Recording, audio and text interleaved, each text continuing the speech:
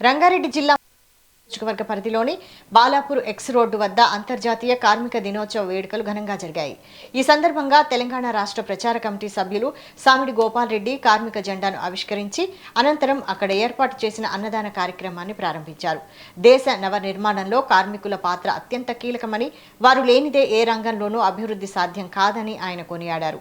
ఎక్కడో చికాగోలో కార్మికుల పని గంటల కోసం మొదలైన పోరాట ఫలితమే ఇవాళ ప్రపంచవ్యాప్తంగా అమలవుతున్న 8 గంటల పని విధానమని, ఆ స్ఫూర్తిని ప్రతి ఒక్కరూ గౌరవించాలని పిలుపునిచ్చారు. కార్మికుల సంక్షేమానికి, వారి హక్కుల పరిరక్షణకు కాంగ్రెస్ పార్టీ ఎల్లప్పుడూ అండగా ఉంటుందని ఆయన స్పష్టం చేశారు. ఈ కార్యక్రమంలో స్థానిక నాయకులు, వివిధ కార్మిక సంఘాల ప్రతినిధులు పెద్ద సంఖ్యలో కార్మికులు పాల్గొని మేడే వేడుకలను జరుపుకున్నారు. ఈరోజు అంతర్జాతీయ కార్మిక దినోత్సవం సందర్భంగా యావత్ రాష్ట్ర కార్మిక సోదరులందరికీ కూడా శుభాకాంక్షలు తెలియజేస్తాం. కార్మికులు అంటేనే నవ నిర్మాణంలో భాగస్వాములు.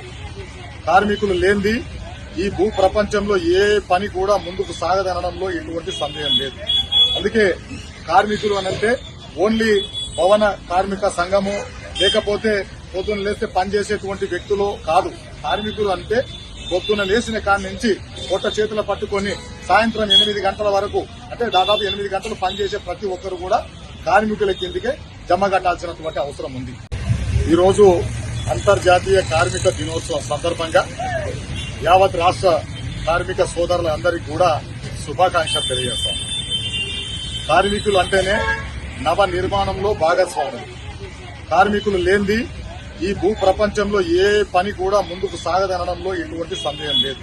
అందుకే కార్మికులు అనంటే ఓన్లీ భవన కార్మిక సంఘము, లేకపోతే పొద్దున లేస్తే పనిచేసేటువంటి వ్యక్తులు కాదు.